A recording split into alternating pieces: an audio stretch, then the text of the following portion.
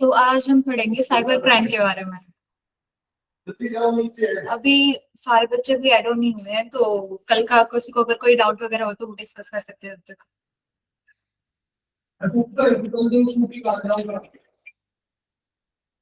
किसी को कोई डाउट है कल के सेशन में?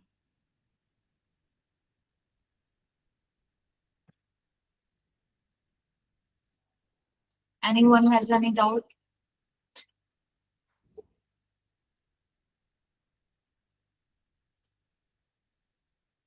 Please turn on your camera, everyone.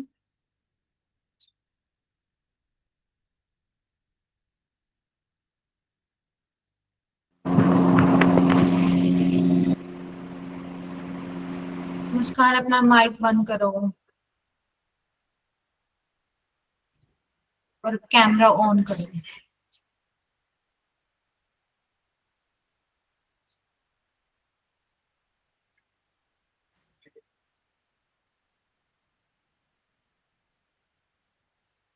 तो आज की क्लास स्टार्ट करते हैं साइबर क्राइम के बारे में। किसी ने सुना है कभी साइबर क्राइम के बारे में? क्या होता है साइबर क्राइम? कोई आइडिया किसी को? What is cyber crime? Has anyone heard about the term cyber crime?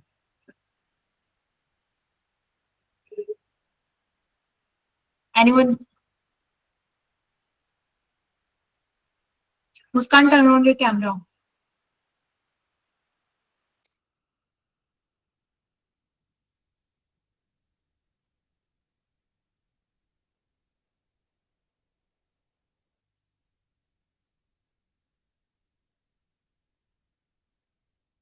Muskan, are you there?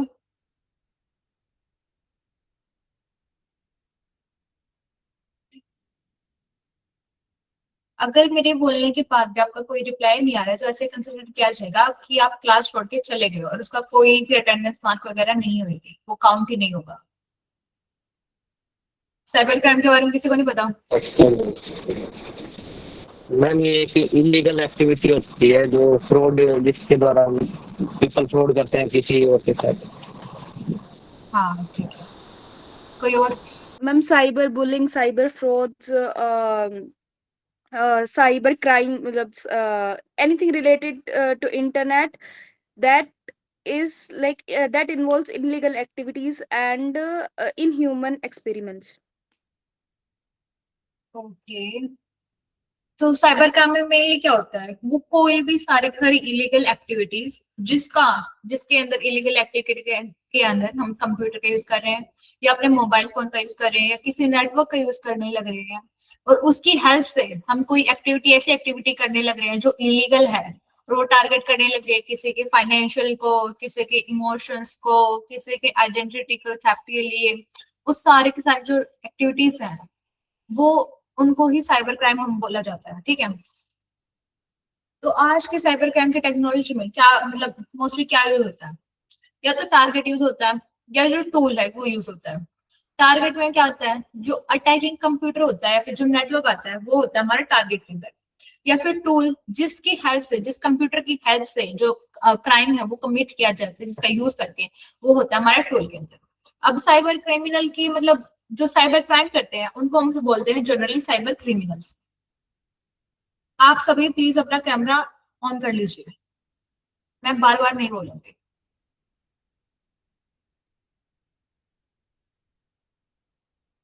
अब सबसे बड़ा जो क्वेश्चन आने लग रहा है वो क्या है कि साइबर क्राइम आज के टाइम पे सबसे ज्यादा क्यों बढ़ने लग रहा है? क्योंकि ज्यादातर यूज आज के टाइम पे जो लोग हैं वो क्या यूज करने लग रहे हैं?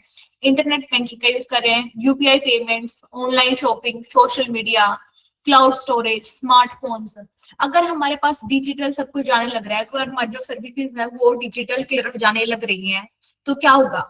जो साइबर क्राइम है वो भी बढ़ेगा, जो साइबर क्रिमिनल्स है उनको ज्यादा अपॉर्चुनिटी मिलेगी ऐसी एक्टिविटीज करने की जिसकी वजह से, जिसकी हेल्प से वो क्या कर सके, कोई भी इलीगल एक्टिविटी हमारी उसके परफॉर्म कर सके। अब बहुत सारे साइबर क्राइम हो सकते हैं, कोई एक दो साइबर क्राइम बताएगा?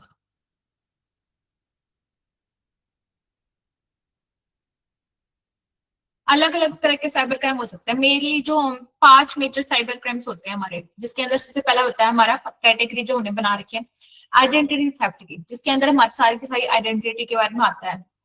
दूसरा होता है हमारा ऑनलाइन फ्रॉड के बारे में। तीसरा होता है हमारा सोशल इंजीनियरिंग के बारे में। और चौथा होता है हमारा साइबर स्टॉकिंग। और पांचवा होता है फाइनेंशियल फ्रॉड। सबसे पहले हम पढ़ेंगे आइडेंटिटी थेफ्ट के अंदर क्या होता है।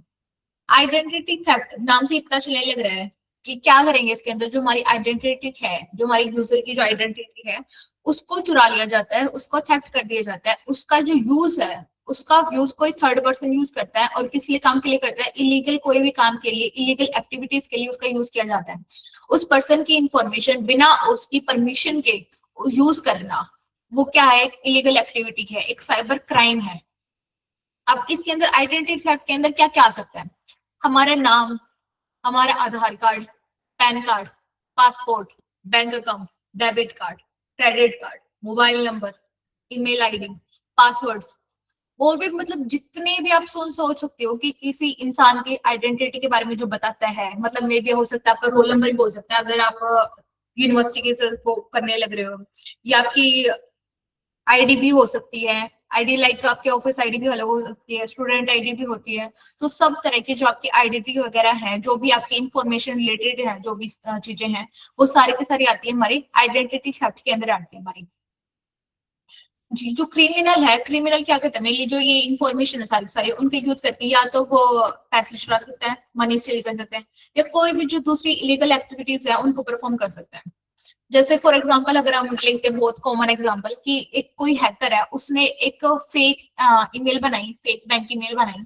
जो विक्टिम उसके अंदर क्या डालेगा, यूजर नेम भी डाल देगा, पासवर्ड डाल देगा और ओटीपी डाल देगा। ऐसा करते ही जो अटैकर है उसको एक्सेस मिल जाता है यूजर के बैंक अकाउंट के लिए। ठीक है, और क्या करेगा फिर, जो यूजर है उसकी सारी बैंकिंग डिटेल उसके पास चली गई अटैकर के पास, और फिर वो वहां से सारे का सारा जो बैंक की वो है उनका मतलब जो उनकी अमाउंट जो उन्होंने सेव करके रखी है उसको भी निकाल सकता है, उसको विड्रॉ कर सकता है, कुछ भी कर सकता है उसके साथ।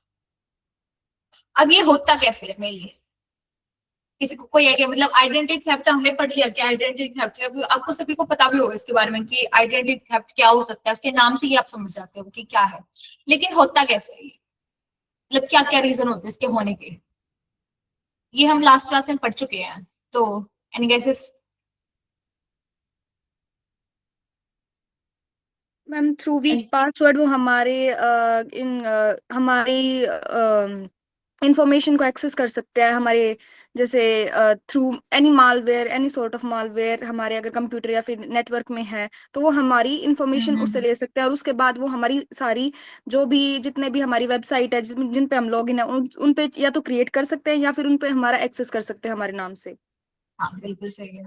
और कोई?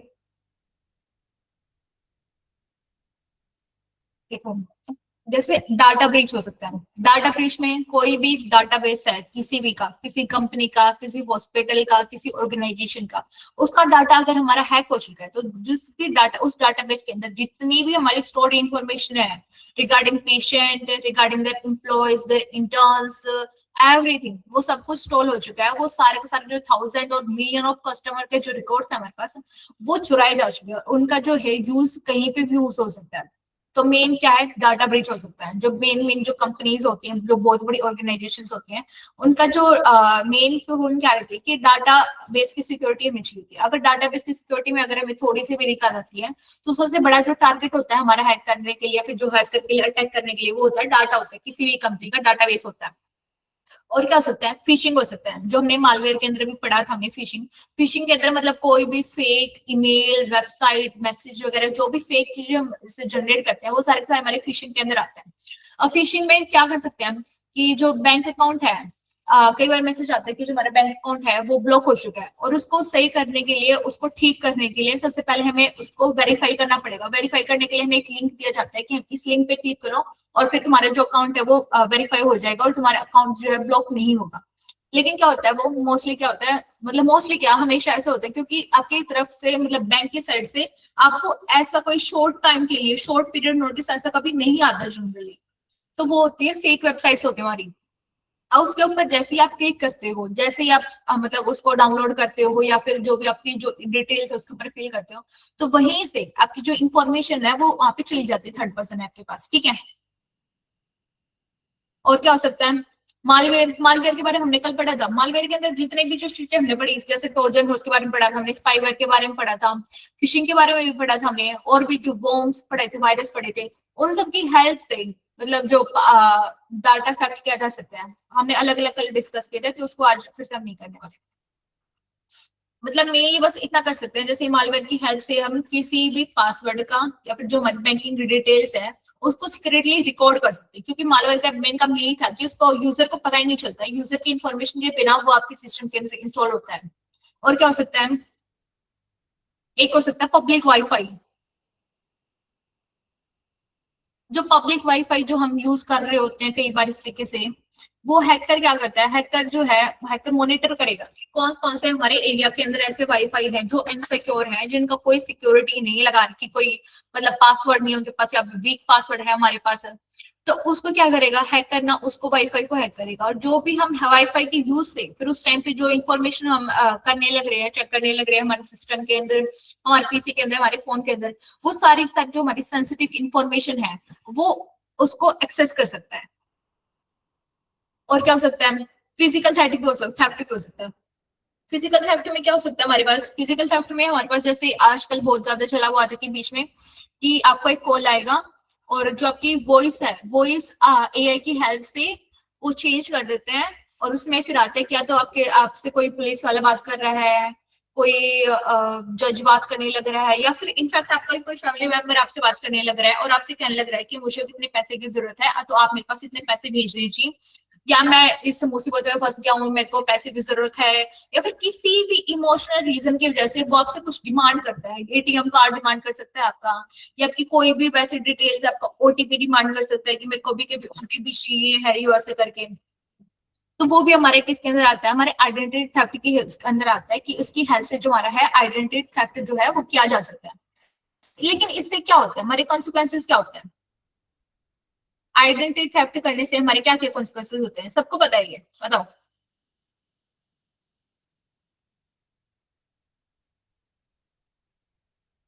क्या हो सकता है आइडेंटिटी थेफ्ट करने से,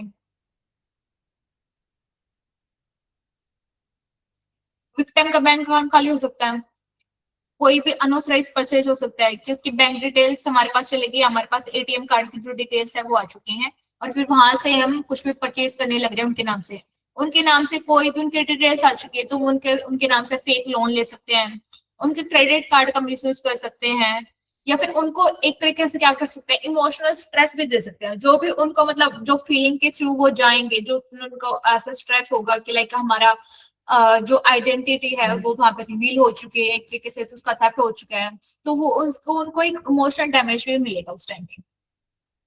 और क्या हो सकता है, ये भी हो सकता है लाइक जो आइडेंटिटी थेफ्ट की वजह से वो ऐसी कोई एक्टिविटीज का के अंदर उनकी आइडेंटिटी का यूज करने लग रहे हैं जो इलीगल है, और जिसके वजह से आपको मे भी हो सकता है कि आपके ऊपर कोई पुलिस केस वगैरह होने लग रहा है, तो उसके अंदर आपको इनोसेंस, खुद की इनोसेंस प्रूव करने के लिए भी टाइम लगता है कि ये नहीं है मेरी, क्योंकि आजकल सब कुछ डिजिटल है। डिजिटल जो होता है, डिजिटल जो रिकॉर्ड्स होते हैं वो माने जाते हैं कि हाँ ठीक है हमारे ये सब ऐसा होने लग रहा है। अब वहां पे आपका दिखाने लग रहा है कि आपके ही नाम से सब कुछ आपकी डिटेल्स है, पर क्या काम किसी और ने है और वो इलीगल है, तो वो कौन इसके लिए रिस्पॉन्सिबल होगा, एट द एंड रिस्पॉन्सिबिलिटी जो होगी वो तो आप खुद की होगी ना, अगर आप उसको रिपोर्ट ही नहीं कर रहे हो या फिर कुछ भी ऐसा है तो रिस्पॉन्सिबिलिटी तो आपकी खुद की होगी, तो आपका टाइम भी वेस्ट हो सकता है इस तरीके से। अब कुछ वार्निंग साइंस होते हैं हमारे पास कि जब हमें ऐसा होता है कि नहीं जो हमारी आइडेंटिटी है वो थेफ्ट हो चुकी है, क्या क्या वार्निंग साइंस हो सकते हैं हमारे पास जिसको हम जनरली इग्नोर कर देते हैं। क्या हो सकते हैं वो, कि हमारे पास ट्रांजेक्शन, बैंक की ट्रांजेक्शन आने लग जाएंगी जो हमने कभी की ही नहीं थी, अननोन बैंक ट्रांजेक्शन आने लग जाएंगी, जहाँ पे मतलब हमने कोई शॉपिंग नहीं की है लेकिन फिर भी हमारे पास ट्रांजेक्शन जो है वो दिखाने लग रहा है बार बार, ओटीपी रिसीव होगी जबकि हमने कोई पेमेंट नहीं की है, जब भी हमें एक ओटीपी रिसीव होगी, नया नया क्रेडिट कार्ड अगर आपके पास जो आने लग रहा है, अपने आप ही आने लग रहा है, आपने कोई इसके लिए रिक्वेस्ट नहीं भेजी, अपने इशू नहीं करवाया उसे बैंक से, लेकिन स्टिल वो आपके पास आने लग रहा है, तो इसका मतलब ये है कि आपकी जो आइडेंटिटी है वो थ्रेट हो चुकी है वहां से। कोई ऐसा मैसेज की लोन, आपका जो लोन है वो अप्रूव हो चुका है, कोई पासवर्ड आपका एकदम से चेंज हो चुका है, या कोई लोग इनके अलर्ट्स आ रहे हैं अलग अलग लोकेशंस के, ऐसा कोई होता है ना वो सारे ऐप्स के अंदर की, लाइक अगर कहीं दूसरी लोकेशन से आपके फोन के अंदर आपकी मतलब डिटेल्स यूज करके लॉगिन किया जाता है, तो आपके पास एक नोटिफिकेशन आता है कि इस डिवाइस से और इस लोकेशन से आपके अकाउंट के अंदर लॉगिन किया गया है। तो हमें ये सारे के सारे जो साइंस वगैरह इनका ध्यान रखना चाहिए कि मेरी मतलब अगर हमारे पास ये साइंस आने लग रहे हैं तो इसका क्या मतलब है कि हमारी जो आइडेंटिटी है वो खतरे में है, उसका थेफ्ट हो चुका है और हमें इस बात को रिपोर्ट करना चाहिए। अब इससे बचने के लिए हम क्या क्या कर सकते हैं? सेम चीजें, पासवर्ड जो है हम स्ट्रॉन्ग रखेंगे, मल्टी फैक्टर ऑथेंटिकेशन का यूज करेंगे, हमारे पास जो भी ओटीपी वगैरह आने लग रहा है हम उसको कभी भी शेयर नहीं करेंगे। जो हमारी बैंक के स्टेटमेंट्स है हमें टाइम टू टाइम चेक करना चाहिए कि उसके अंदर कोई ऐसा ट्रांजेक्शन तो नहीं है जो हमने कभी की नहीं, अननोन ट्रांजेक्शन जो है उनको बार बार चेक करना चाहिए कि ऐसी कोई ट्रांजेक्शन हमारे उसके अंदर शो हो रही है या नहीं हो रही है। जो हमारे अननोन लिंक्स हैं उनके ऊपर क्लिक नहीं करना चाहिए, उनको हमेशा अवॉइड करना चाहिए। जो अगर हमारे पास किसी रैंडम नंबर से, वो नंबर हमारे फोन में सेव्ड ही नहीं है, वो हमारे कोई कांटेक्ट में नहीं है, उसकी तरफ से आपके कोई अगर अननोन लिंक्स आता है तो उसको कभी मत खोलो। सिर्फ और सिर्फ, और क्या हो सकता है, मतलब सिर्फ और सिर्फ क्या करो, ऑफिशियल जो वेबसाइट्स है हमारी उनका यूज करो, कोई भी जो थर्ड पार्टी एप्स होते हैं, थर्ड पार्टी वेबसाइट्स होते हैं उनका यूज नहीं करना। और जो हमारे डॉक्यूमेंट्स है, डॉक्यूमेंट्स को हमेशा, जो इंपॉर्टेंट डॉक्यूमेंट्स है उनको अच्छे से लॉक करके रखो। उनको एक्सेस करने के लिए आपको वेरिफिकेशन चाहिए, बार बार नहीं ऐसा करके उसका यूज करना चाहिए। और क्या होगा इसमें, हमने आइडेंटिटी थेफ्ट के बारे में पढ़ लिया। और क्या होगा, cyber crime, online fraud, online fraud. Online fraud क्या होता है?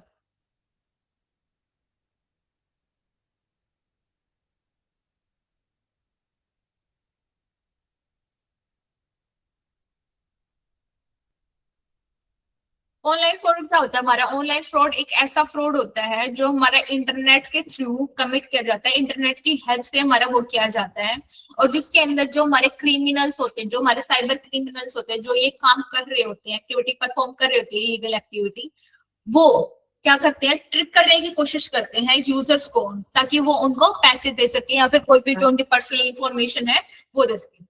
जो ऑनलाइन फ्रॉड का जो मेन गोल होता है वो होता है फाइनेंशियल गेन होता है हमारा, कि हमारे पास जो पैसे आने लग रहे हैं उसका प्रॉफिट हो, फाइनेंशियल टारगेट करता है ये मेनली। अब कई तरीके के ऑनलाइन फ्रॉड हो सकते हैं हमारे पास, e commerce fraud, auction fraud, advance fee fraud, investment fraud, romance scam, और भी मतलब कई सारे स्कैम्स होते सकते हैं हमारे पास। अब जैसे हमारे पास ई कॉमर्स फ्रॉड होता है। ई कॉमर्स फ्रॉड के अंदर क्या होता है, नाम सुना है सबने ई कॉमर्स फ्रॉड? ई कॉमर्स तो सुना होगा। Yes ma'am. क्या होता है? Online shopping but fake, fake shopping website जो प्रोडक्ट बेचने लग रही होती है। और भी फेक जो वेबसाइट्स होती है जो अपना प्रोडक्ट बेचने लगी होती है, वो क्या करती है, मेरी जो कस्टमर है उनको पैसे दे देगा, जो प्रोडक्ट है वो हमारे पास कभी आता ही नहीं है, पैसे तो ले लेंगे वो, लेकिन जो प्रोडक्ट है वो कभी भेजे ही नहीं। तो ऐसे जो वेबसाइट्स वगैरह होगी, जो ऐसे फेक शॉपिंग वेबसाइट्स वगैरह होती है, वो हमारी सारी सारी किसके अंदर आती है, ई कॉमर्स फ्रॉड के अंदर आती है हमारे। जैसे जिसके अंदर हमारे ऐसे दिख रहा है कि लाइक आपने टर्म सुनी होगी कभी, too good to be true, too good to be, सुना है कभी?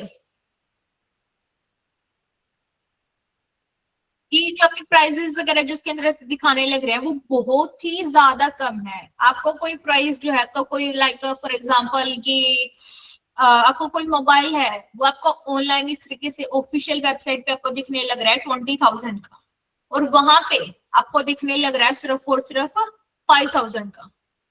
जो, और उसी की लालच की वजह से, उसी की उसमें की वजह से कि हाँ इतना ज्यादा बड़ा डिफरेंस आने लग रहा है उसके अंदर, हमारे हेडफोन्स के अंदर, जैसे किसी मोबाइल के अंदर, ऐसे कोई भी हो सकता है, कोई क्लॉथ हो सकता है, ऐसे अलग अलग वेबसाइट्स वगैरह होती हैं, ठीक है। तो वो क्या होती है, हमारी फेक वेबसाइट्स होती हैं, उनके पास पेमेंट चल जाएगी, लेकिन पेमेंट होते ही जो वेबसाइट है, वेबसाइट भी चली जाएगी आपकी, पेमेंट और वेबसाइट जो है दोनों दोनों आपकी गायब हो जाती है। फिर ऑक्शन फ्रॉड होता है। ऑक्शन फ्रॉड में क्या होता है, ऑक्शन पता है किसी को ऑक्शन क्या होता है? ऑक्शन, ऑक्शन टर्म सुनी होगी आपने, ऑक्शन। यस मैम, नीलामी। हाँ नीलामी। एक तो प्लीज आप अपना माइक ऑन करिए, या बिग बॉस। ऑक्शन के अंदर क्या होता है, जो हमारे क्रिमिनल्स होते हैं, हमारे साइबर क्रिमिनल्स होते हैं, वो या तो फेक प्रोडक्ट, या फिर जो हमारा डैमेज्ड प्रोडक्ट होता है, डैमेज्ड कोई भी आइटम वगैरह होता है, उनको बेचते हैं। उनको ऐसे शो करेंगे कि हाँ ये बहुत ज्यादा रियल है, बिल्कुल सही है, ऑथेंटिक है, और उसका ऑप्शन कराते हैं। जो बायर है फिर उसको क्या मिलेगा, ऑप्शन के बाद क्या मिलता है फिर, या तो उसको गलत आइटम मिलता है, या उसको क्या मिलेगा, डुप्लीकेट प्रोडक्ट मिलेगा। अब डुप्लीकेट प्रोडक्ट जो है वो तो मार्केट में हर जगह अवेलेबल होता है हमारे, उसके लिए कोई ऑप्शन नहीं होता कभी भी। या फिर क्या मिलेगा, उसको एम्प्टी पैकेज मिलेगा। तो कोई भी उसमें देख लिया, अगर बायर को जो है, मतलब जिसने खरीदा है, उसको गलत आइटम मिलने लग रहा है, उसको डुप्लीकेट मिलने लग रहा है, उसको खाली पैकेज मिलने लग रहा है, तो उसके साथ क्या हुआ है, ऑक्शन फ्रॉड हुआ है उसके साथ। और क्या हो सकता है, अब ऑक्शन फ्रॉड के बाद और क्या हो सकता है बताओ, साइबर क्राइम के अंदर एडवांस फी फ्रॉड हो सकता है। आपको कभी ऐसा कोई मैसेज आया आपको, या आपके रिलेटिव को, या फिर किसी फ्रेंड्स को, कभी किसी को लाइक आपके पास एक लॉटरी का मैसेज आया, लॉटरी का, गेम का, लोन का, जो किसी गवर्नमेंट स्कीम की तरफ से ऐसा आपको शो करने लग रहा है, किसी जॉब के लिए आपको ऑफर आया है, पर आपको ऑफर में मतलब ऐसा दिखने लग रहा है कि ना आपको ये जॉब मिल जाएगी। फॉर एग्जाम्पल ये जॉब जो है 2 लाख रुपए महीने की पर मंथ की जॉब है, आपको मिल जाएगी, बहुत अच्छी से आपके लिए इसके लिए क्वालिफाई हो चुकी है, और हमने आपको सिलेक्ट कर लिया, आपको रिक्रूट कर लिया है। पर इसके लिए आपको पहले कुछ फीस पे करनी पड़ेगी, इसके लिए आपको पहले कुछ प्रोसेसिंग फीस पे करेंगे, ताकि हम आपके डॉक्यूमेंट्स को वेरीफाई कर सके, या फिर जो भी आपका ट्रैवल एक्सपेंस वगैरह है उसके अंदर फिर कवर कर देंगे हम बाद में, ऐसे करके। तो जो भी ऐसे कुछ होता है कि आपको मतलब वो होने से पहले आपको एक फीस की डिमांड कर दी जाती है, कि आगे जो फीस की जो डिमांड है वो रख दी जाती है। तो वो हमारे किसके अंदर आता है, एडवांस फी फ्रॉड के अंदर आता है। अगर हमने पेमेंट कर दी, पेमेंट के बाद, या तो पेमेंट के बाद हो सकता है, 2 चांस हो सकता है इसके बाद, कि हमने पेमेंट कर दिया, जो इनिशियल पेमेंट जो उन्होंने मांगी हमने वो पेमेंट कर दिया, उस पेमेंट के बाद या तो जो क्रिमिनल और साइबर क्रिमिनल है वो हमसे कहेगा कि इसके बाद आपको एक और पेमेंट करेगी, पहले वाले से ज्यादा पेमेंट करनी पड़ेगी आपको, कुछ और रीजन की वजह से, कोई भी रीजन वो आपको दे देगा। या फिर क्या करेगा कि आपने पेमेंट करी, और पेमेंट करते ही वो कंपनी, वो वेबसाइट, वो लिंक, वो सब कुछ गायब हो जाता है, सब कुछ खत्म, डिसअपियर। और इसके अंदर क्या हो सकता है हमारा, साइबर क्राइम के अंदर इन्वेस्टमेंट स्कैम हो सकता है। जैसे कि हमने ऐसे मैसेज तो सबने देखे होंगे कि 2 महीने के अंदर अपना पैसा डबल कर लो, या 10 दिन के अंदर अपना पैसा डबल कर लो, या फिर आप इस कंपनी में इन्वेस्ट करो, आपको रिटर्न में एक बहुत अच्छा इन्वेस्टमेंट मिला जाएगा, कंपनी के आपको इतने शेयर्स दिए जाएंगे। वो सारी जो चीजें हैं हमारी, वो किसके अंदर आती है, इन्वेस्टमेंट स्कैम के अंदर आती है हमारी, कि जो कंपनी है वो आपको बोलने लग रही है कि आपका डबल पैसा आ जाएगा, ऐसे सब करके। और जैसे ही हम उनको पैसे भेज देते हैं, उसके बाद वो क्या होता है कि कंपनी जो है वो वहां से गायब हो जाती है, क्योंकि ऐसा कुछ होता ही नहीं है, ऐसा कुछ पॉसिबल ही नहीं है कि आपको कोई भी पैसा जो है 10 दिन में, 30 दिन में, या किसी भी टाइम पीरियड के अंदर जो दे, वो बोलने लग रहे हैं कि वो डबल करके दे दे, और ऐसे ही कोई रैंडम मैसेज में करके दे दे। तो वो क्या होता है, हमारा फेक होता है। और ये किसके अंदर आता है, हमारा इन्वेस्टमेंट स्कैम के अंदर आता है हमारा। और क्या हो सकता है हमारा, एक रोमांस स्कैम होता है। रोमांस स्कैम के अंदर क्या होता है कि कोई एक पर्सन क्या करेगा, एक फेक सोशल मीडिया जो है, फेक सोशल मीडिया क्रिएट करेगा, फेक सोशल मीडिया प्रोफाइल वगैरह इस तरीके से ऐसा करके, और वो क्या करेगा, एक इमोशनल रिलेशनशिप बिल्ड करेगा। मतलब कईयों ने शायद स्कूल में सब किया भी हो इस तरीके से, कि उनके ही दोस्त ऐसे प्रिटेंड करते हैं अपने ही दोस्त के साथ कि हाँ ठीक है, हमें तुम बहुत ज्यादा पसंद हो, या फिर ऐसे करके उनको ऐसे ट्रिक करते हैं कि अब तो बिल्कुल सही है, अच्छा करके बिल्कुल ऑथेंटिक ऐसे करके, और फिर उसके बाद फिर उनको बताते हैं, उनसे पैसे वगैरह लेते हैं, उनके चार्ज वगैरह, फिर जो भी ब्ला ब्ला जो भी ऐसे कुछ होता है ऐसा करके, वो किसके अंदर आता है, हमारे रोमांस स्कैम के अंदर आता है। इसके अंदर क्रिमिनल सच में क्या करेगा, एक फेक सोशल मीडिया प्रोफाइल बनेगा, उसके साथ यूजर के साथ एक रिलेशनशिप बिल्ड करेगा, एक इमोशनल रिलेशनशिप जो है उसके साथ बिल्ड करेगा, फिर क्या करेगा, उससे पैसे मांगेगा। किसके लिए पैसे मांग सकता है, मतलब ये कह सकता है लाइक मुझे हॉस्पिटल में जरूरत है, मुझे फ्लाइट करनी है, कोई इमरजेंसी आ रखी है ऐसा करके। और विक्टिम जो है, विक्टिम जो होता है मतलब यूजर जो होता है, उस टाइम पे अपने पैसे जो है वो दे देता है। किस वजह से दे देता है, क्योंकि उसका उस टाइम पे वहां पे क्या होता है, इमोशनल अटैचमेंट हो जाता है, और वो अपने इमोशनल अटैचमेंट की वजह से वहां पे अपने जो पैसे है वो दे देता है। और उसके बाद क्या होता है, जो स्कैमर है, फिर जो यूजर है, जो उसका कुछ कोई भी जो पार्टनर वगैरह है, वो वहां से क्या होता है, गायब हो जाता है हमारा। अब जो ये ऑनलाइन फ्रॉड है, ये क्यों है, मतलब कैसे वो काम करता है हमारा इसके अंदर, मतलब मेन रीजन क्या है ऑनलाइन फ्रॉड चलने का, चलता ही क्यों है हमारा ऑनलाइन फ्रॉड। अब ऑनलाइन फ्रॉड जो है, ऑनलाइन फ्रॉड के अंदर क्या होता है, जो क्रिमिनल्स होते हैं हमारे, जो साइबर क्रिमिनल्स होते हैं, साइबर क्रिमिनल्स जो है एक तरीके से फायदा उठाते हैं लोगों के, किस चीज का फायदा उठाते हैं, या तो उनकी ग्रीड का, या हाँ अवेयरनेस भी हो सकता है, अवेयरनेस नहीं होती उनको, या एक क्या हो सकता है, अवेयरनेस वाली जो चीज बोलने लग रहे हो, ये अपनी जनरेशन के लिए नहीं है, अगर अपनी जनरेशन के लिए ये चीज आने लग रही है तो उनकी खुद की लैक है ये, कि उनको ये सब पता नहीं है। ये अपने पेरेंट्स के लिए, जो पहले वाली जनरेशन है उनके लिए बनाया जा सकता है, क्योंकि उनके पास अवेयरनेस ही है। बाकी आज के टाइम पे ऐसे कुछ भी नहीं है कि आप, अगर आप इंस्टाग्राम चैनल लग रहे हो तो वहां पे भी आपको ऐसी कोई रील्स वगैरह अपलोड होती है कि जो आपको साइबर क्रिमिनल के बारे में, साइबर क्राइम के बारे में टाइम टू टाइम इन्फॉर्म करती रहती है। तो जो ये कि ये एक वन ऑफ द फैक्टर हो सकता है। और क्या हो सकता है, जो क्रिमिनल्स होते हैं वो फायदा उठाते हैं किसी की ग्रीड का। अगर जो कोई ज्यादा ही ग्रीडी है, कोई ज्यादा ही लालची है, तो वो ऑब्वियसली उसमें ट्राई करेगा कि 10 दिन में उसका पैसा डबल होने लग रहा है। ट्रस्ट का, जो हमने रोमांस स्कैम के अंदर पढ़ा था, वहां पे ट्रस्ट का फायदा उठाया जाता है। क्यूरियोसिटी का, कि हमारे पास कोई लिंक आया है और हमने ऐसे क्यूरियोसिटी में कि क्या है इस लिंक के अंदर, हम उसको चेक करके देख लेते हैं, और वो जहाँ पे जो हम चेक करके देखते हैं वहीं पे हमारा सारा का सारा जो काम है वो खत्म हो जाता है। फियर के लिए, जो हमारा ऑनलाइन वैसे स्कैम होता है, जो कि हाँ ठीक है, कोई भी जो पर्सन है जो अपनी वॉइस चेंज करके, या फिर वीडियो कॉल्स वगैरह हमारे ऐसे आते हैं कि पुलिस की तरफ से वीडियो कॉल आने लग रहा है कि तुझे तुम्हारे ऊपर ये जुर्माना लगा, या फिर तुम्हारे ऊपर ये मर्डर केस लगा है, ऐसे कुछ भी ऐसे करके, और वो उनको पेमेंट दे देते हैं किसी वजह से, फियर की वजह से। और एक लास्ट क्या हो सकता है हमारे पास, कि अवेयरनेस ही हमारे पास नहीं है, तो अवेयरनेस की वजह से भी हो सकता है। अब इसके लिए हम क्या कर सकते हैं, प्रिवेंशन क्या हो सकता है इसके, प्रिवेंशन हमारे इसके अंदर सिर्फ क्या हो सकता है कि वेरीफाइड वेबसाइट्स का हम यूज करें। जो हमारे रिव्यूज हैं, सबसे पहले अगर हम किसी ऑनलाइन वेबसाइट पे जाने लग रहे हैं शॉपिंग करने के लिए, या कुछ भी एक्सवाइजेड रीजन की वजह से, तो उसके ऊपर डायरेक्ट ऑर्डर प्लेसमेंट करने की वजह से पहले उसके जो रिव्यूज है वो चेक कर लें। मेल्स मोस्टली क्या होता है, जो रिव्यूज होते हैं हमारे इसके अंदर ऐसे ऐसी चीजों के अंदर, वो रिव्यूज भी पहले से हमारे पास जनरेटेड आते हैं, तो उन्होंने पहले से जनरेट करके होते हैं कि लाइक प्रोडक्ट बहुत अच्छा है सब करके। तो हमारे पास क्या रिस्पॉन्सिबिलिटी है हमारी, कि हम आग बंद करके उनके ऊपर ट्रस्ट ना करें, हम अच्छे से उनको वेरीफाई करें, उनको एक मतलब अच्छे से चेक करें कि जो जिनके वजह से आने लग रहा है रिस्पॉन्स, जिन्होंने दे रखा है, जिन्होंने रिव्यू दे रखा है, जिन्होंने कमेंट कर रखा है, बस वो यूजर इन रियल है भी या नहीं, या फिर बिल्कुल फेक यूजर की वजह से है। जो हमारे अनबिलीवेबल ऑफर होता है, लाइक 10,000 का प्रोडक्ट आपको 500 में मिलेगा, ऐसे ऑफर्स को कभी नहीं मानना चाहिए, उनको हमेशा अवॉइड करना चाहिए। किसी भी स्ट्रेंजर को हमें पैसे नहीं देने चाहिए। जो पेमेंट मेथड होते हैं हमारे, उनको हमें सिक्योर रखना चाहिए, उनके लिए अच्छे से सिक्योर पिन रखना चाहिए, उनको ऐसे किसी के साथ शेयर नहीं कर देना चाहिए।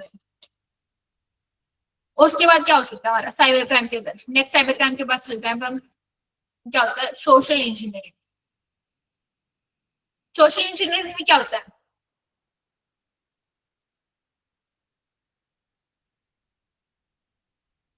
सोशल इंजीनियरिंग कोई बताएगा, एनीवन?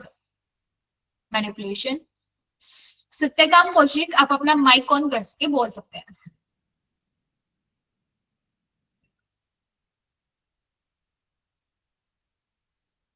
और कोई?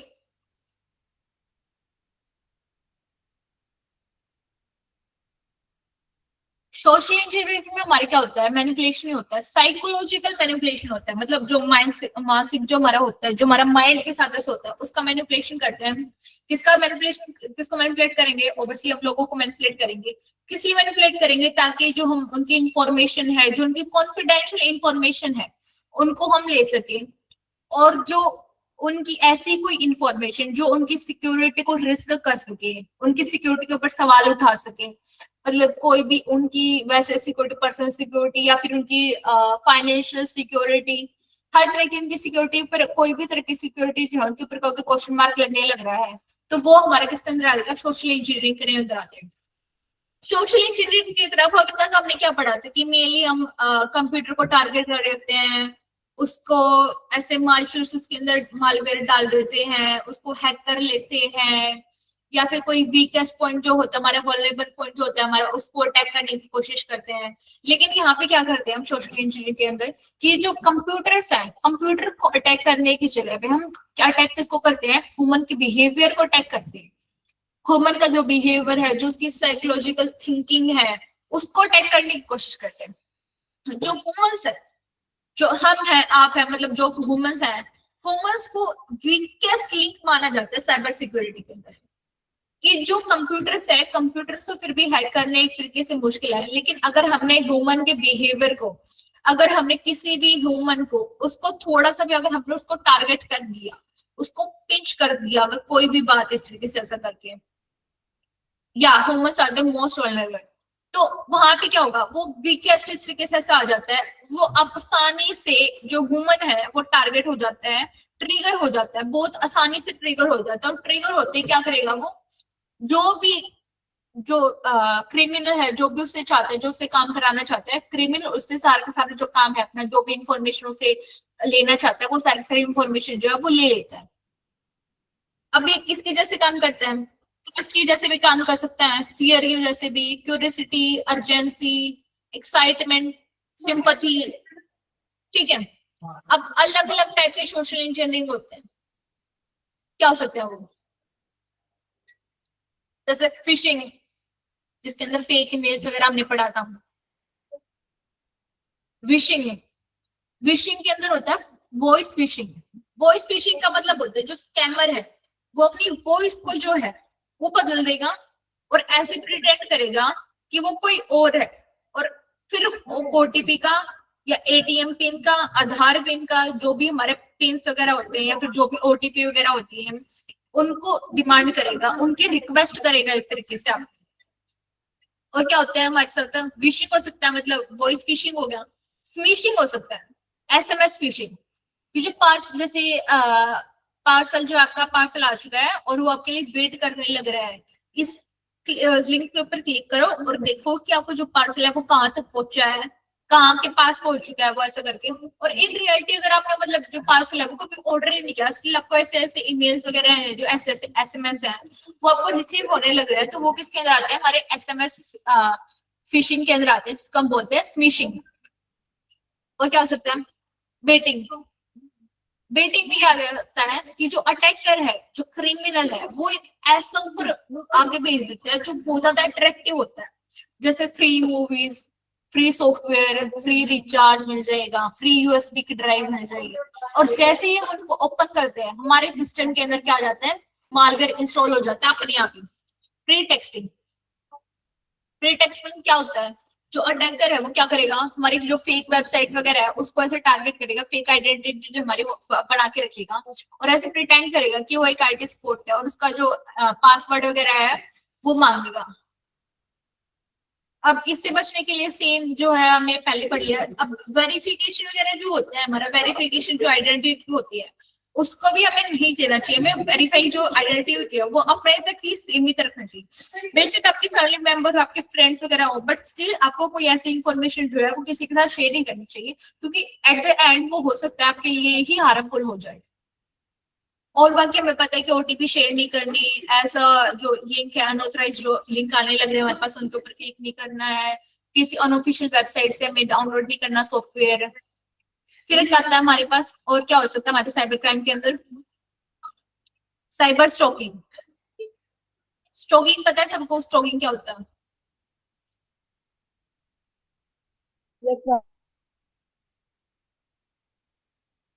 स्टॉकिंग के अंदर क्या होता है, मतलब साइबर स्टॉकिंग के अंदर क्या क्या चीजें आती हैं?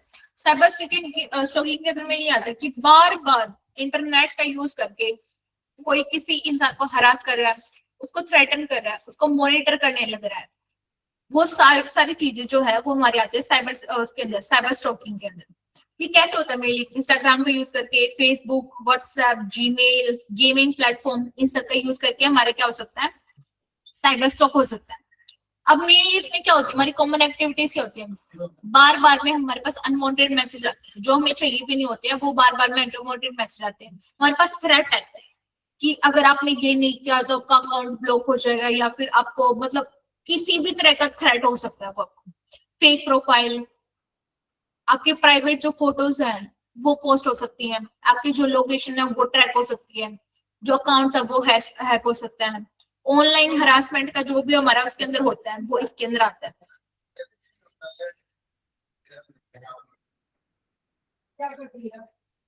अब इसके अंदर मतलब विक्टिम के ऊपर क्या इफेक्ट पड़ेगा, इससे विक्टिम के ऊपर क्या इफेक्ट पड़ेगा, सारे के सारे इमोशनल इफेक्ट पड़ेगा उस पर।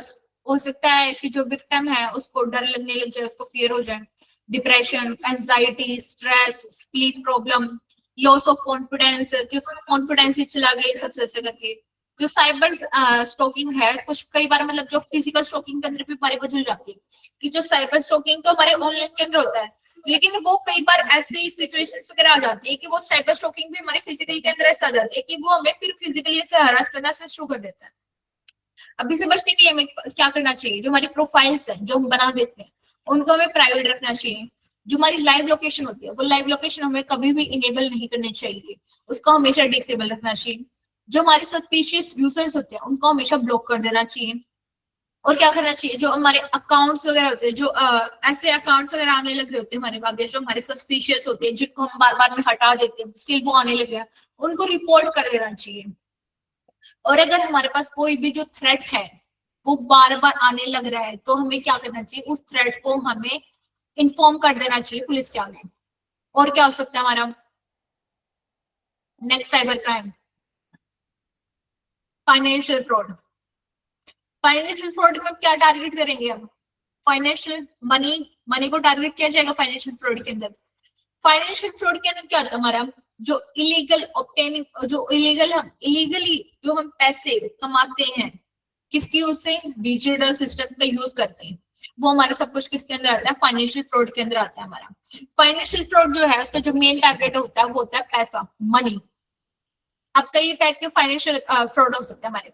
क्रेडिट कार्ड फ्रॉड, क्रिमिनल जो है उसकी क्रेडिट कार्ड की जो इंफॉर्मेशन है उसको ही चुरा लेता है और उसे क्या कर सकते हैं, उसे फिर शॉपिंग कर सकता है। डेबिट कार्ड फ्रॉड, उसमें क्या होता है, जो क्रेडिट कार्ड की डिटेल्स हैं वो कॉपी कर जाते हैं using some devices like skimming devices की हेल्प से, उनको वो कॉपी कर जाते हैं। अगर किसी को कोई डाउट है तो वो पूछ ले और अननेसेसरी अपना माइक ऑन ना। ऑनलाइन बैंकिंग फ्रॉड, कि जो फ्रॉडस्टर है, जो हमारा क्रिमिनल है, वो क्या कर सकता है, हमारा यूजर नेम ले सकता है, पासवर्ड ले सकता है, ओटीपी ले सकता है, और उसके बाद क्या कर सकता है, कभी भी जब उसका मन चाहे वो पैसे जो है वो ट्रांसफर कर सकता है।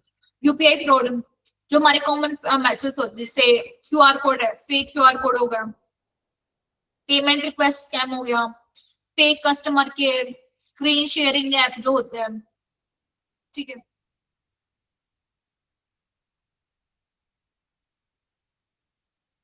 लाइक पहले बहुत ज्यादा ऐसे चला था, लाइक कुछ लोगों को पता ही नहीं था कि जो क्यूआर कोड है उसको स्कैन करने से ही आपके पैसे जो है वो डिडक्ट हो जाते हैं।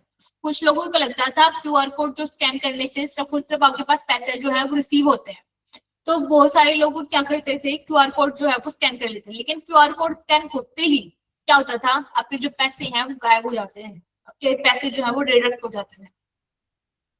पोंजी स्कीम, पोंजी स्कीम में क्या होता था, जो ओल्ड इन्वेस्टर्स होते हैं हमारे, ओल्ड इन्वेस्टर के पास ना मनी आ जाती है नए इन्वेस्टर से, जबकि कोई ऐसा जो रियल बिजनेस वगैरह है हमारा एग्जिस्ट ही नहीं कर रहा होता। अब फाइनेंशियल फ्रॉड जो है हमारी क्यों ज्यादा बढ़ने लगे, क्योंकि सब कुछ डिजिटल होने लग रहा है हमारा, ठीक है। और अवेयरनेस जो है, अवेयरनेस आज के टाइम पे भी हमारे पास इतनी नहीं है जितनी होनी चाहिए। और आज के टाइम पे क्या है, हमारा एआई जो है, एआई भी आ चुका है, और एआई भी काफी ज्यादा अच्छे से क्या कर सकता है, कोई भी मालवेयर वगैरह उसकी डिजाइन में हेल्प कर सकता है। और क्या कर सकता है, एसएमएस फिशिंग जो हमने पढ़ा था, स्मिशिंग, विशिंग, वॉइस फिशिंग का, उसके लिए हेल्प कर सकता है वो। तो इसके प्रिवेंशन के लिए वही हमें सेम चीजें करनी पड़ेगी। हमें ओटीपी नहीं देना अपना किसी को, पिन भी नहीं बताने अपने किसी को, अपने जो भी अपना सब कुछ जो है वो अपना प्राइवेट रखना है, अपने खुद तक ऐसे रखना है।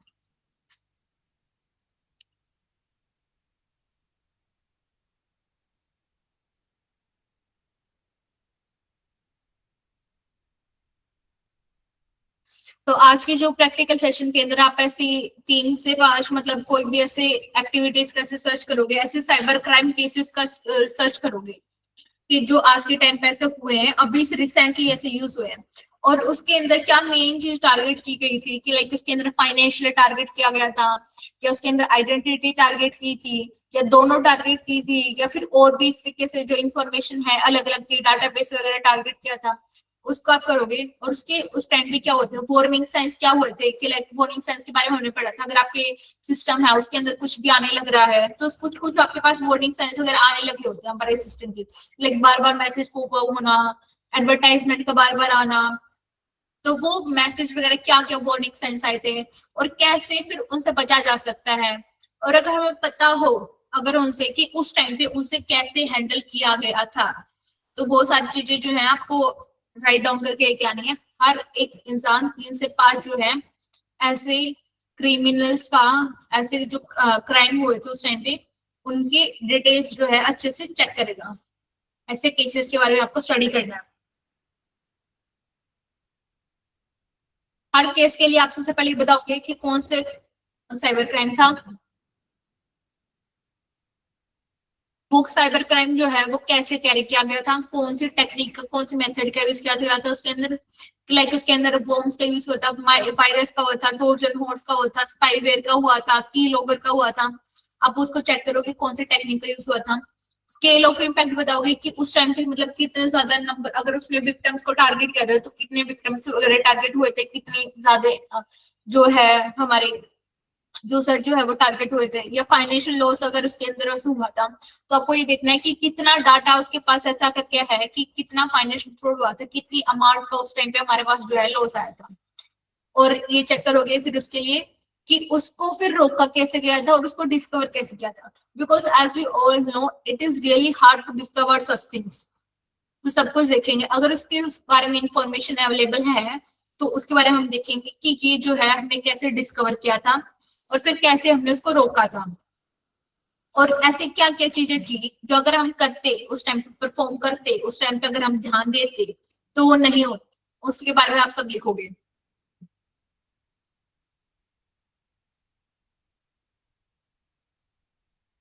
साथ में जो यहाँ पे ग्रुप डिस्कशन क्वेश्चन के अंदर आपको दे लग रहे हैं कि कॉमन वार्निंग साइंस क्या होते हैं, जिस बारे में हम ऑलरेडी पढ़ चुके हैं।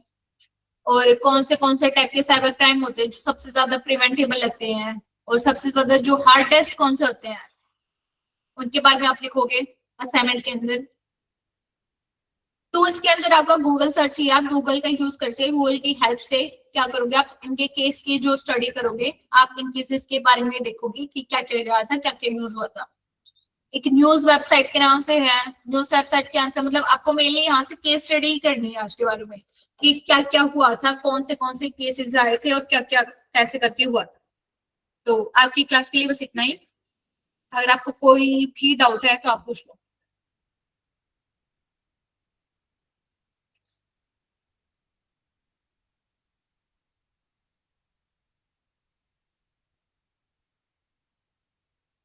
यहाँ पे होमवर्क के पार्ट के अंदर, होमवर्क डिटेल के अंदर आपको अच्छे से दिया हुआ है कि किस फॉर्मेट में आपको क्वेश्चंस वगैरह जो है करने हैं, मतलब अटेम्प्ट करने हैं, कि पहले आपको इंट्रोडक्शन देना, फिर आपको बताना है कि कौन सा मेथड उसके अंदर यूज हुआ था, फिर आपको केस का एग्जांपल देखना, उससे इम्पैक्ट क्या हुआ था हमारा, उससे बचा कैसे जा सकता है।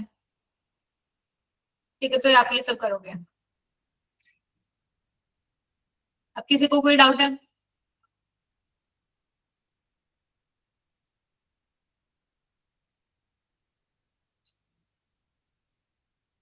आज की क्लास से रिलेटेड किसी को भी डाउट है, या फिर पहले से रिलेटेड किसी को कोई डाउट हो, किसी को समझ में नहीं आया हो?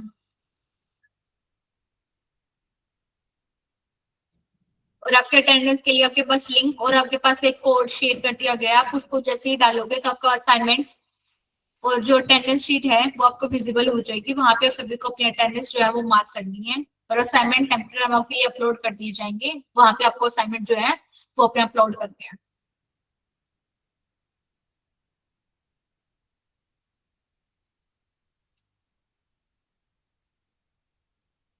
हाँ, आज का टास्क सबमिट करना है, मैं असाइनमेंट वहां पे लगा दूंगी और आपको फिर उसके बाद फिर वहां पे सबमिट करना है।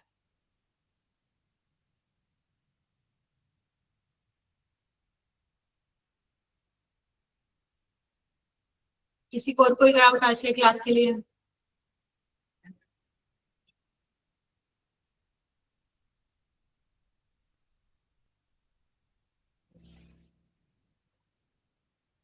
So if you don't have any doubt, you may leave.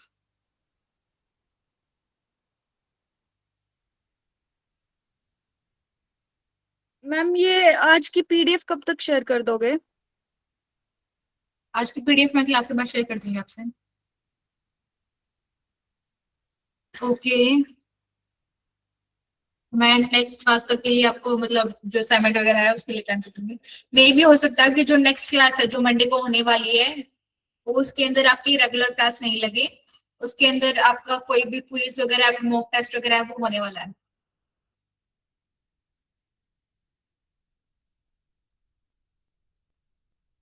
Any doubt?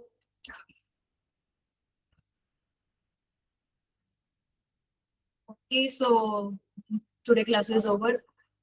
Thank you guys.